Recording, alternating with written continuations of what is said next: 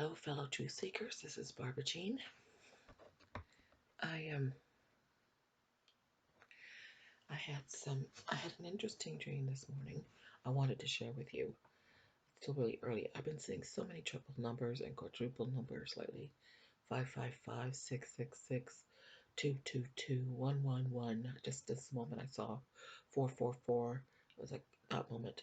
It's like it was like without realizing it, my eyes are drawn to the clock wherever it is in the room, and I'm seeing triple numbers. So over and over and over. But anyway, I had a very, very interesting dream.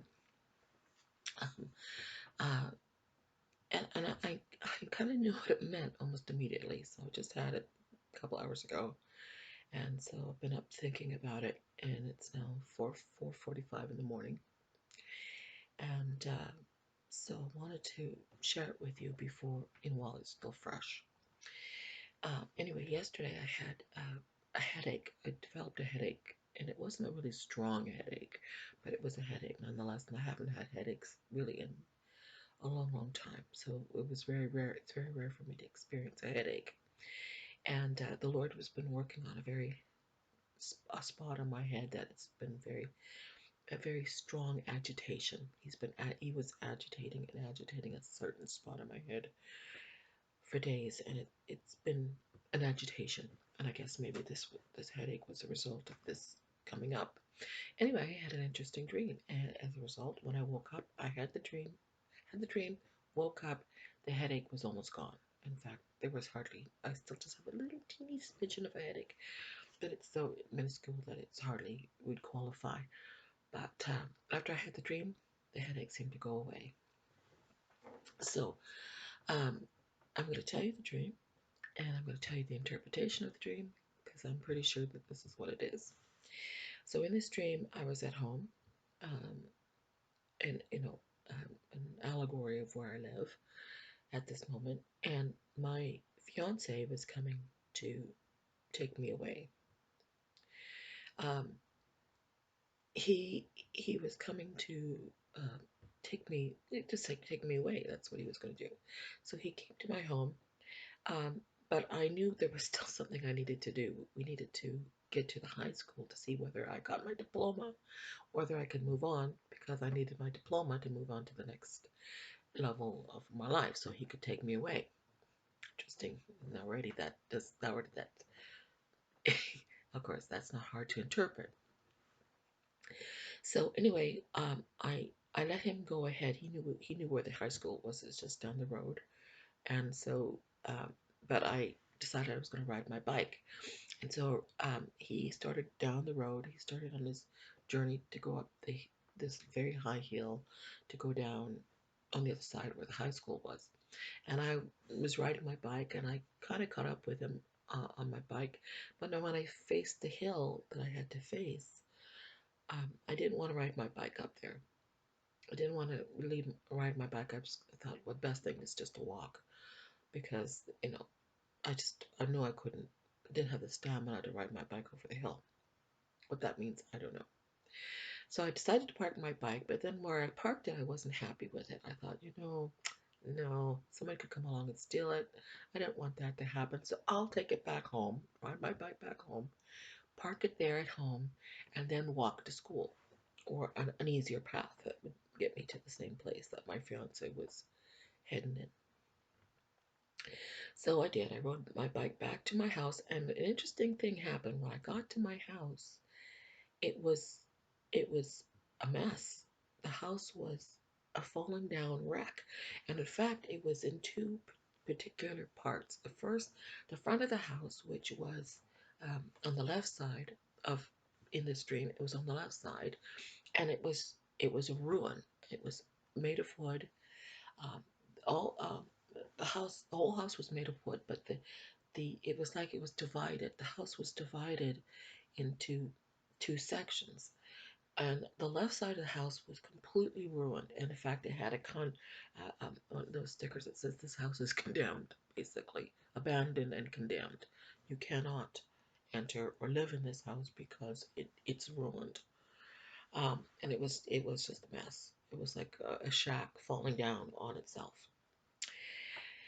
And so I went to the right side of the house, and it didn't look much better. Okay, it was barely, I won't even say it was actually livable, um, but it was also looking like a huge mess. I could see there was holes in the roof, and again, it was made of wood, and did not look, it didn't look habitable. But that's where I was living, in this other side of this house, which was on the right side, and it was also falling down into ruins. And then I looked over into the yard, and there was another shack, an abandoned, looked like a cabin, made of wood again, and it was um, pushed to, it was on one side, so the house was sitting in front, but this shack was also on the property, but that hadn't been lived. I knew when I looked at it, it looked more like a cabin, but it was also not in good shape, and it also looked like it was in ruins and ready to fall down. Okay, it didn't look like it was had lived in for a long. I knew it wasn't lived in it for a long time, and it also looked like it was falling down. So, anyway, I left my bike there, and I was thinking, how in the world did I live there? It's, you know. But anyway, I walked to school, got to the high school where my fiance was waiting for me, and where we were waiting for our grades.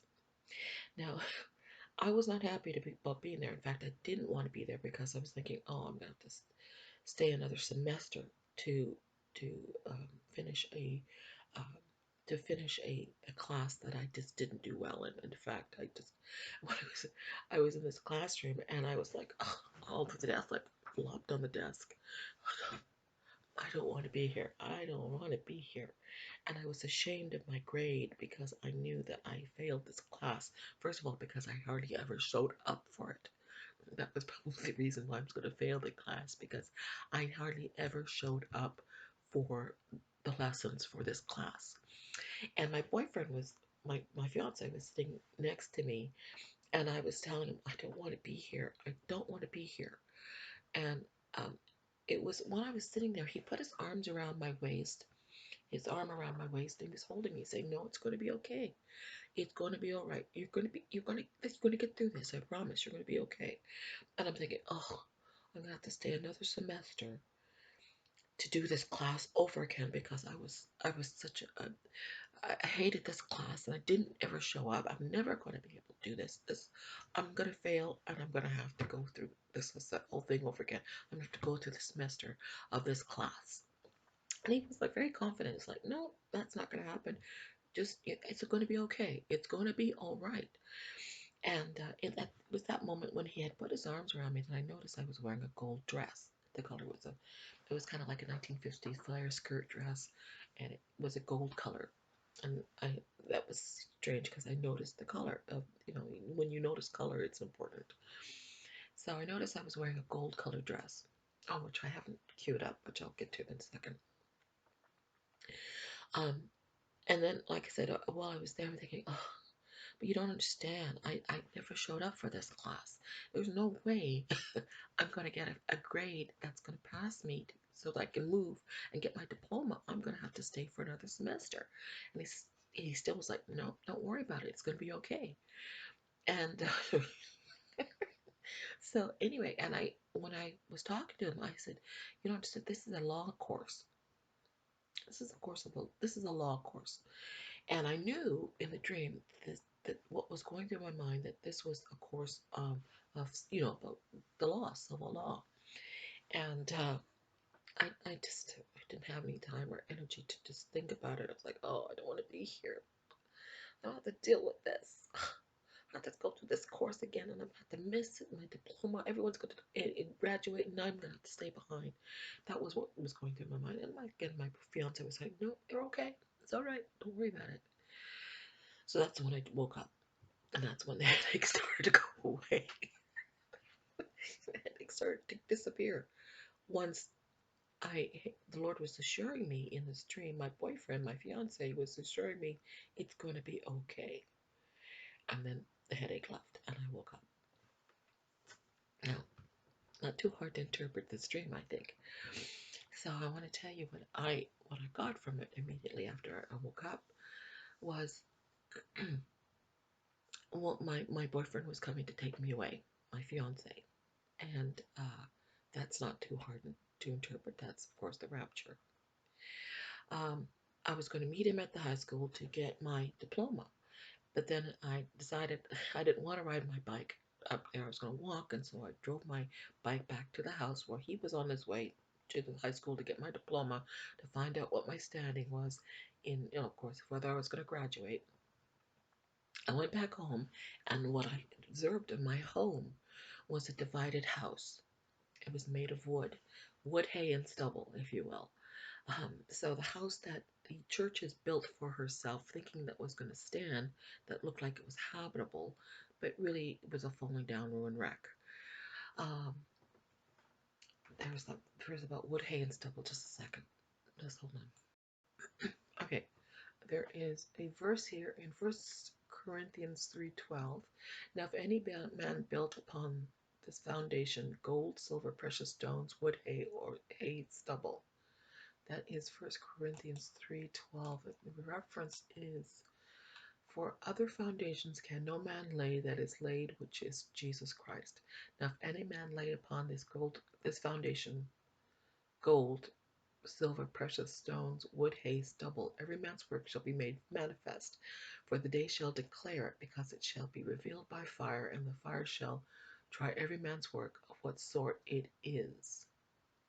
If any man's work abide which he hath built thereon, he shall receive a reward. If any man's work shall be burned, he shall suffer loss. But he himself shall be saved, yet so as by fire. Know you not that you are the temple of God, and the Spirit of God dwelleth within you? If any man defile the temple of God, him shall God destroy, for the temple of God is holy, which the temple you are.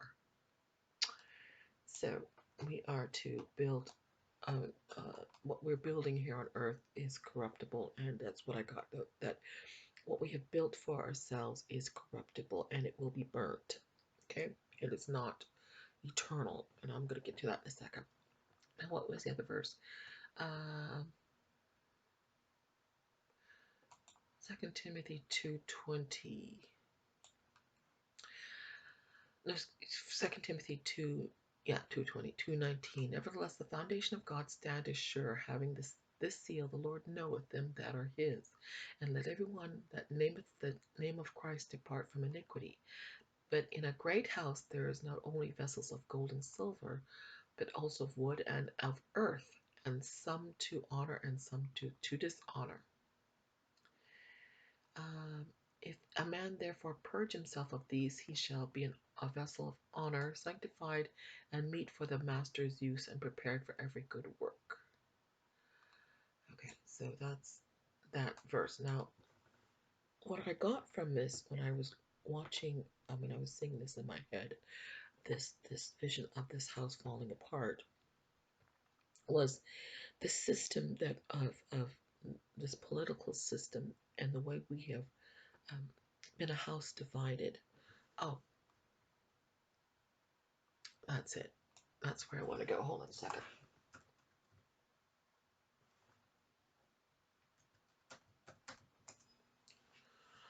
Okay, that's where I really want to go. So that's that wood, hay, and stubble. But where I want to go is the house divided, and I really want to go to Luke. Um, um, just because it's the house divided is mentioned in Matthew and in Mark and in Luke. So it's mentioned 3 times in the Gospels. But I think I'm going to read from Luke. Luke 11:17. But he, knowing their thoughts, said unto them, every kingdom divided against itself is brought to desolation. That's what came to my mind. Every kingdom divided against itself is brought to desolation, and a house divided against a house falleth. If Satan be divided against himself, how shall his kingdom stand? Because you say, I'm cast out devils through Beelzebub. So this is when they were saying that Jesus had a devil in him. And that's when he said to them, "You're blaspheming the Holy Spirit. You're blaspheming the Holy Spirit to say that I am using the spirit of Satan to cast out the devil." Okay? It can't happen. Satan does not cast out Satan. Okay? And so the same thing with, um, he was saying that the system, Satan, in order to keep his system working, cannot be divided. And the same with God's system. God's system, a house divided against itself shall not stand. Now, I'm going to get to this. Don't stay with me for a second. Um, Let me just actually go to Luke 11 to just read the excerpts. So, um, and if by Beelzebub, by whom, if I by Beelzebub cast out devils, by whom do your sons cast them out? Therefore they shall be your judges. Interesting. But if I with the finger of God cast out devils, no doubt the kingdom of God is come upon you. When a strong man armed keeps his palace, his goods are in peace. But when a stronger man than he comes upon him and overcomes him, he taketh from him all his armor wherein he trusted, and divided his spoils. He that is not with me is against me, and he that is gathered not with me scatters. Okay. Um, Luke,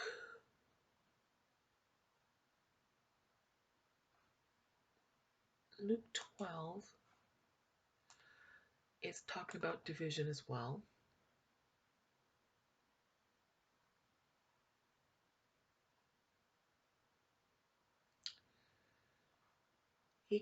Jesus comes to divide. This is about how Jesus is coming into the world to divide. Basically, the sheep from the goats, the believers from the unbelievers. He's here to divide, and this is what he says.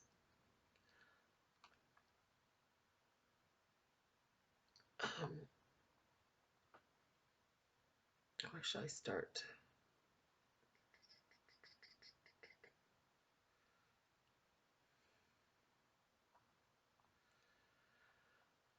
Uh, Luke 12:49. I have come to send fire on the earth. And it's interesting. We always think of Jesus as being a peace, coming to give peace and bring peace. Well, he does to those who believe, but those who do not believe, he does not come to bring peace. In fact, he comes to bring judgment upon those who are unbelievers. And he even says so here, I've come to send fire on the earth. When is Jesus going to do that? Oh, of course, when he removes his bride, he comes to bring judgment on the earth. He will send fire. So this image that we have of a mamby-pamby savior is so wrong, because he's going to judge the earth with fire, and it's coming. And then after his judgment of fire, then come the plagues, and then comes the army to destroy those who take the mark of the beast. He's not mamby-pamby, I'm telling you that. And what will I, if it be already kindled? But I have a baptism to be baptized with, and how am I straitened till it be accomplished? Suppose ye that I come to give peace on the earth? I tell you, no, but rather division. From whence, from, for, I'm having problems with my words today. For from henceforth there shall be 5 in one house, divided 3 against 2, and 2 against 3. The father shall be divided against the son, and the son against the father, and the mother against the daughter, and the daughter against the mother, and the mother-in-law against the daughter-in-law, and the daughter-in-law against the mother-in-law. So he's telling us that he's come to bring division, to divide the sheep from the goats, to those who are believers and unbelievers. Okay. So when I saw this house divided, what came to my mind when I woke up was the system that man has built for themselves is a system of division, and Satan is at work using all kinds of methods and means to divide people against people, man against woman, uh, children against parents, uh, political systems divided, male, female, white, left, blue, red, blah, blah, blah, blah, blah, blah, blah. There's so much division, and of course, as a result of it, his house will fall. But you see, Satan thinks that he's going to stand because his house, well, Satan's not going to cast out Satan. Well, guess what? When Satan is infiltrating everything, they will eventually come against each other and the house will cave in on itself. But the house I was living in, what I came to was thinking about was the way nations are divided within a nation. In other words, political systems. Male, the male was the right, the left is the female, and how the the one on the left was already caved in, it was condemned. Then there was the one on the right, which was also getting ready to fall in, but was barely habitable. Then you had this other house off to the side, which was this old derelict cabin, which was once where we lived, but now is no longer where we live. And this is what came to me was that this represented the political system in which the church has been residing. Okay, it's in which the people of God have been living in because that's the system of the world. It's the world system of a house divided. Um, you have the liberals against the conservatives. You have the Democrats against the Republicans. You have that's the divided house. One side, the liberal house, is already caving in and it's inhabitable, it's condemned. Then you have the right side, the conservative side, which is barely habitable, but it's also getting ready to be demolished. I mean, it was no longer going to be habitable for very long. What this other system was, off to the side, this old cabin, and what came to me was the system of the law. Okay? The um, Jewish system of law. That was the old house in which we once lived, but now when we moved to this other house, which was a divided house, but now that's getting ready to cave in too. Okay, now just isn't that interesting? That's what came to me this morning as I was having this dream. After I had this dream, this is the interpretation that came to my mind, that the church has been living in this world system and it's going to be burnt to the ground. It's been made of wood. It's made of wood. It's not going to be able to stand the judgment that's coming upon the earth. This fiery judgment that this world system was built on a corruptible system, and it's already showing signs of condemnation from God. And so we were gonna vacate it. We were gonna vacate this system because it doesn't work. And this other system, this old cabin which we once lived, is the system of the law, which we are no as the church, we're no longer living in the system of the law. Now it was interesting when I got to the high school where my fiance was waiting for me, where I was waiting for my grade in a law course. And I'm thinking, oh, I don't want to be here. I don't want to see what my grade is. I'm gonna have to be staying behind and have to take this course over again, but I don't want to. No. What was that all about? Well, the church has been living in a system of grace. We're not under law.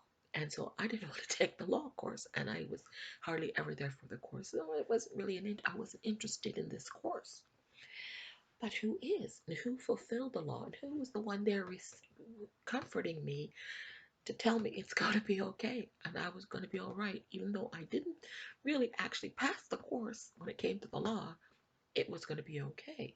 I didn't have to go through another semester and having to go back and learn the law. Okay? This was what he was telling me. It was going to be okay. And who fulfilled the law for us on our behalf? That would be Jesus, our bridegroom. He fulfilled the law. He did what we could not do for ourselves. He paid the penalty of our sin and fulfilled the law when he went on the cross and he said, "It is finished." He he's our passing grade in a course that we didn't want to take or we weren't interested in and was not our forte, was not the law. Now, when I was in high school, in reality, when I was in high school, I did take a law course. And as I recall, I found it quite interesting. It was more on BC civil law. And so it was one semester of BC Civil Law, and I actually found it quite interesting. So it wasn't about the reality of how I actually think, but but it was a symbol. It was an allegory that the church has not been steeped in the law because it's not our forte. It was not what God called us into. He called us into the spirit of grace. We are saved by grace, excuse me, through faith. And He who is um, the embodiment of the fulfillment of the law, but also He's the embodiment of grace. He was showing grace to me and saying, it's okay. So he fulfilled the law, but he was also showing me grace, saying, you're going to pass. It's going to be okay. You don't have to go back and learn this because I'm good. I've given you the grace to get through this. Okay. I was wearing a gold dress. Now I'm just going to see. Hold on a second. Let me see if I can find the verse for this. Okay.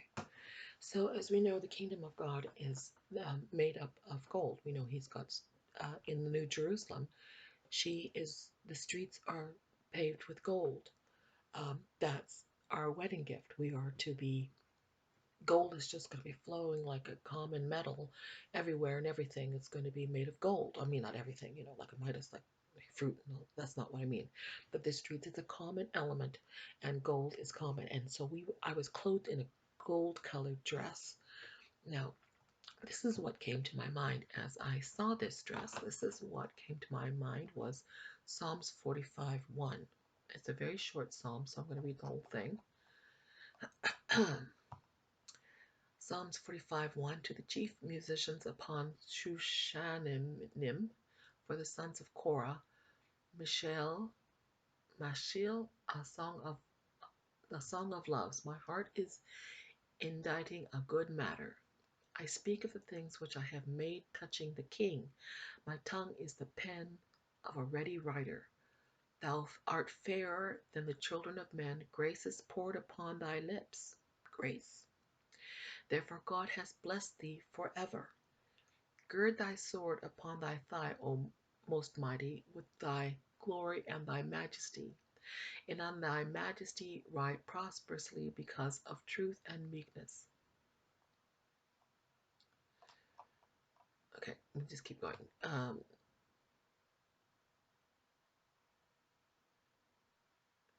Okay, where am I? Let me just keep going. Verse 4 again. And in thy majesty ride prosperously because of truth and meekness and righteousness. And thy right hand shall teach thee terrible things. Thine arrows are sharp in the hearts of the king's enemies, whereby the people fall under thee. Thy throne, O God, is forever and ever. The scepter of thy kingdom is a righteous scepter, a right scepter. Thou loveliest righteousness and hatest Thou lovest righteousness and hatest wickedness. Therefore God thy God hath anointed thee with an oil of gladness above thy fellows.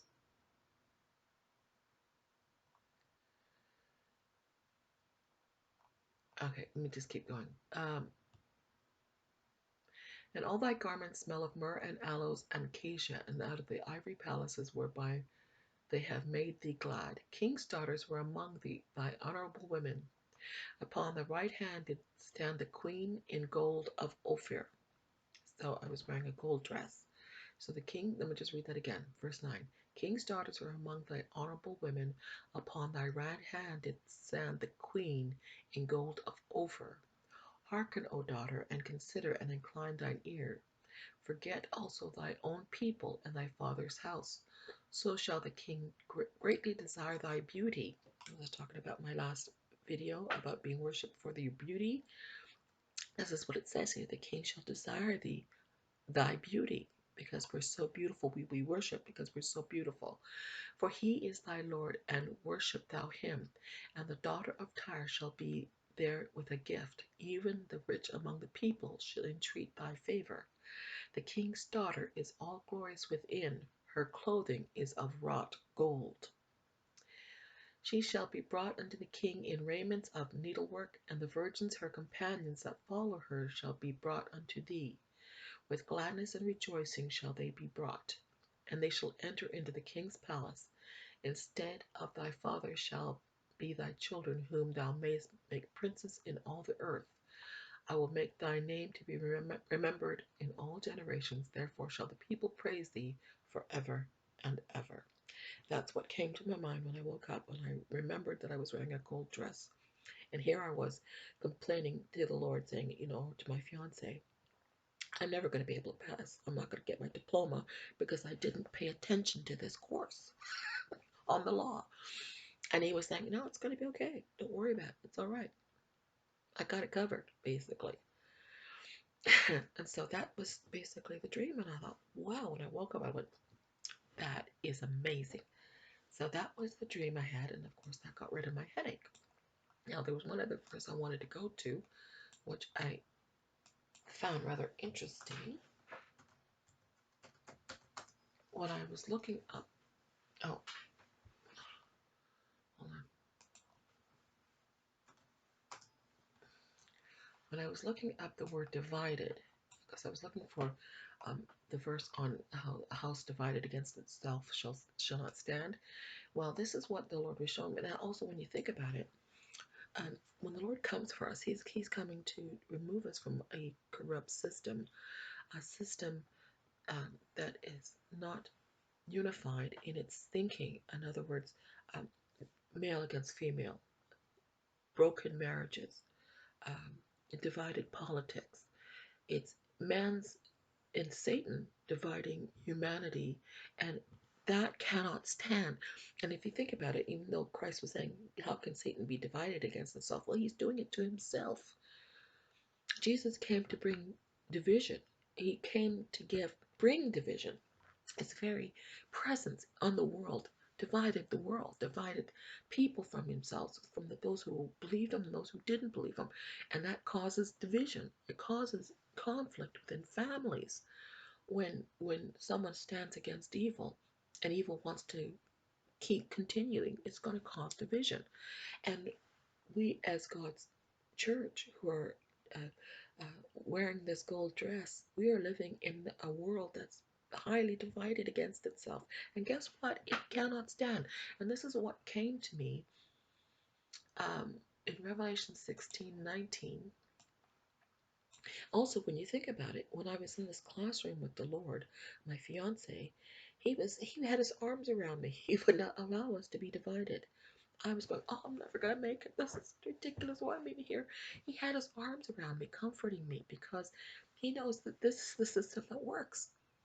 I was his, and he was mine. We were together, and he was going to get me through it. He was going to carry me. He wasn't going to allow us to be divided in my thinking. I was the one thinking, I'm never going to be able to get through this. I'm never going to pass. I'm going to come back and do another semester. Oh, that's going to, oh, it's all right. I got it. I'm taking care of it. So he was removing the division between us by putting his arms around me and saying, comforting me and saying, no, this is not going to divide us. Now,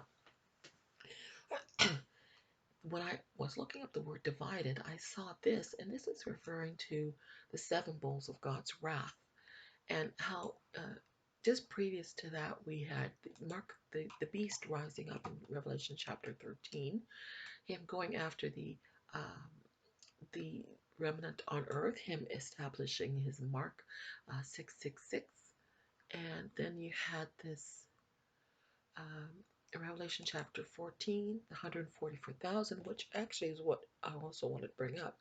The 144,000 represent, and I said this in my last video, it's interesting, I said this in my last video, and then this is when this headache started to develop, that the 144,000, once they're redeemed, they are going to represent God's Supreme Court. What is the Supreme Court? Well, they deal with perfect law. They should be. They look at a law of a country, and they debate, they make their decisions about where the country should lead, what direction should go on based on the law. And so they should, and they should be looking at how the law that the country has established for itself is incorruptible, or should be, but it is, unfortunately, because it's being led by corruptible men. The Supreme Courts are not doing their jobs as they should here on earth. They're going to fall with the system because they have not followed. However, you got the 144,000, who, what do they represent? They represent the perfect of the old system. the old system of the law. They are law keepers. They are the Supreme Court. They are the ones who will judge, and this is what they were given, the seats of judgment. And we read in Revelation chapter 20, those who did not take the mark of the beast, guess what? They are given seats of judgment. So why? Because that's their job. It's their job to sit in seats of judgment. It's their job to interpret the law. And these 144,000 will keep the law perfectly once the church, the bride, is removed. 144,000 will be here to keep the Antichrist from rising for a period of time, but they will, they will be faithful to the Lord, and Jesus is going to redeem them and use them as his supreme court, if you will, in the heavenly places and on earth. On earth, that's their job. That's their job. It's not our job. It wasn't my job. I knew that I was not going to be able to understand the law thoroughly enough, and I was lamenting in my dreams, I'm going to have to do this course over again because I didn't pay attention to the law. And the Lord was saying, no, it's okay. I got it covered. Don't worry about it. Why? Because he's got a group of people coming up who will understand the law, who've been steeped in the law, who will follow the law and will not be corrupted by anything other than, they will not be corrupted by anybody. And they will prove themselves to be perfect for God, Christ's supreme, eternal Supreme Court. Isn't that amazing? That's amazing. So you have this 144,000 in Revelation chapter 14, chapter 15. You have the chapter 14, 144,000. Then you see the harvest of the wine harvest, those who will not take the mark of the beast. And then you have Revelation chapter 15, which is God beginning to, once the temple of testimony is completed, that's when um, this temple in heaven is open and the song of Moses is sung. Now, what is the song of Moses? The song of Moses is a song where Moses talks about the defeat of the enemies on earth. And that's in the book of Deuteronomy. I think it's at the end of Deuteronomy when Moses is getting ready to die, and he's handing um, the leadership of defeating the enemies in the promised land over to Joshua. And Joshua would become the great general to defeat the enemies in the promised land. So this 144,000 are given to sing. Oh, the those who didn't take the mark of the beast will be singing the song of Moses. Isn't that interesting? They are the army, if you will. Um, Now you got. They will also come back as the army of the dead. Now, Revelation chapter 16. That's when the seven bowls of wrath start to be poured out upon the earth. And this is where I want to get to. When all who have been killed, who are going to be killed because they refuse to take the mark of the beast, and all who are going to take the mark of the beast and basically declare themselves permanent and forever enemies of God and unredeemable, that's when God pours out his bowls of wrath upon the earth. Now, Revelation chapter 16, verse 19 is where I want to get to.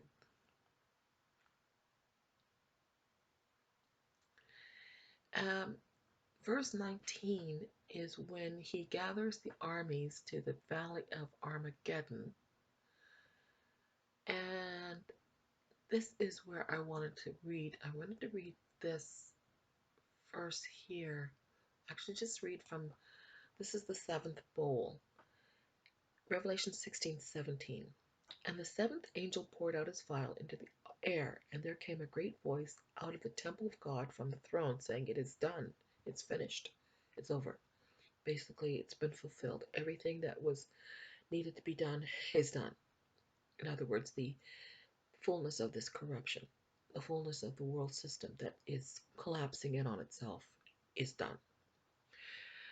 And there were voices and thunders and lightnings, and there was great earthquakes, such as was not since men were upon the earth, so mighty an earthquake, and so great, that the great city was divided into three parts, and the cities of the nations fell, and great Babylon came in remembrance before God to give unto her the cup of the wine of the fierceness of his wrath. And every island fled away, and the mountains were not found. And there fell upon men a great hail out of heaven, every stone about the weight of a talent. And men blasphemed God because of the plague of the hail, for the plague thereon was exceedingly great. Now I'm going to read again the verse I really want you to pay attention to. And the great city was divided into three parts, and the cities of the nations fell, and great Babylon came in remembrance before God, to give unto her the cup of the wine of the fierceness of his wrath. So basically, when I saw the house divided, there was three parts: the old cabin, the left side, which was not habitable anymore, the other side barely standing. It was divided into three parts. The system of Babylon, the world system, the system that man has created for man, without God's intervention, or not wanting God's um, direction, or to follow God, man wanting to be his own God, the system is going to fall. Because if man is not following God, then who are they following? Well, they're following Satan.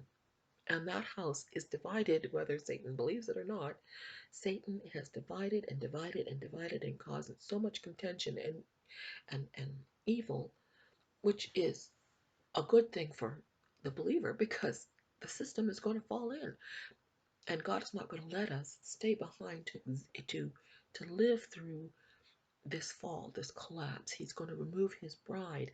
And he's saying it's okay. Don't worry. The system is going to collapse. It is divided. It's corrupted. It can't weather the storms.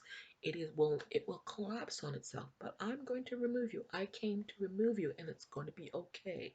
Don't worry that you can't. You think that you were not going to be able to pass this grade. I did it for you, and also I have a Supreme Court coming. Okay?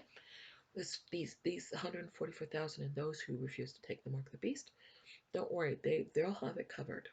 I've got it covered. I've got it taken care of. It's not your job. You're the queen. You wear gold. Your job is to live in the temple. That you're a temple dweller. You're not to sit on the Supreme Court, and you're not the army. You are my queen, and I've taken care of it. So basically, that was what I had this morning. That's what I went through. This is the dream interpretation I got. And so I just going to put it out there. I thought it was fascinating. I hope you enjoyed it. I know I did. And it got rid of my headache. So that's the important thing. And what I just now, before I came on, still had a crick in my neck. And it clicked right into place. And so I'm thinking maybe that was causing the headache, but it was also um, it was a sign that Lord something was working on something. That's what usually happens whenever the Lord always is doing this brain surgery. He irritates a spot, irritates and irritates and irritates. And when that gets a little tough, he goes over to another spot and he works on that for a while, and then he comes back to it and it irritates and irritates and irritates. What it feels like, so hard to describe, but just feels like, someone's constantly touching your head and doing brain surgery with very strong, skillful hands. These hands are very sure. It's what it feels like, hands on my head at all times, and they're very strong, and they're very, very gentle, but at the same time gentle, but they're very skillful. There never seems to be a miscalculation, as though it knows exactly what spot to get to, and it always goes to the right exact spot and irritates that same spot until it's so irritating it either comes to the surface, or he's got to go to another spot to irritate another spot in order to go back to that spot in order to get whatever it is that's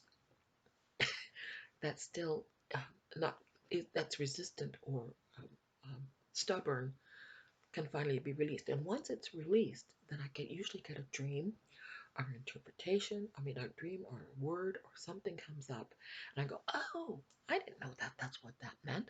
Oh, now suddenly it makes more sense to me. Oh, it's like suddenly the fog is lifted off my brain on a certain subject." Anyway, I just think this is interesting. I think this is an interesting dream. Very encouraging dream, actually, because where we have fallen down in the law, where we don't understand. Jesus got it. He's got it covered. He fulfilled the law. We're not to worry about it. Our job is to do the job that the Lord called us to do, which is to be in, imbued and endued and be, to be filled with the spirit of grace and love. To love Him with all our hearts, mind, body, soul, and spirit, and to love our neighbors as ourselves. That's the fulfillment of the law for the church. In fact, let me just see if I can find that verse. I think it was in Romans. Just a second. Um, actually, this is Galatians. I was looking at something in Romans. Romans 8:4, that the righteousness of the law might be fulfilled in us, who walk not after the flesh, but after the Spirit. Oh, Romans 13:8, owe no man anything but to love one another, for he that loveth hath fulfilled the law. Okay? Galatians 5:14, for all the law is fulfilled in one word, even in this, thou shalt love thy neighbor as thyself. So, to fulfill the law is to love. Plain and simple. That is the fulfillment of the law. When you love the Lord God with all your heart, mind, body, soul, and spirit, you're fulfilling the law. When you love your neighbor as yourself, you're fulfilling the law. And God has taken care of the rest. Okay? He's taken the punishment of broken law, of those who have, uh, um, we who cannot save ourselves. Jesus took care of that. He's taken care of fulfilling the law when he said it's done, when he died on the cross. And when he rose from the grave to newness of life, he's given that same resurrection power to us. So it's all done. And so if you're worried about having not fulfilled the law, you have if you love the Lord, and you have if you love your neighbor. Period. Case closed. There's the law. Case closed. The law.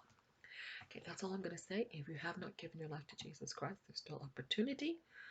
While we're still on earth, while the bride who is clothed in gold is still on earth, you still have the opportunity to get clothed as well in the righteousness of Jesus Christ by fulfilling the law, by being buried with Christ Jesus in baptism. Um, and getting into the waters of baptism is like getting on the ark, which is also said in First Peter. I can't remember which chapter, but First Peter talks about water baptism being like getting on the ark. Um, and it removes, I mean, when you look at all the scriptures on water baptism, there's a huge long list of things that it does for you. Why? Because Christ, who is the fulfillment of the law, and he who had all these rewards and benefits from being obedient to the Lord, he gives that to us when you become one with Christ Jesus in water baptism. That's Romans 6. Okay? So that's all I'm going to say on this video. God bless and have a great day.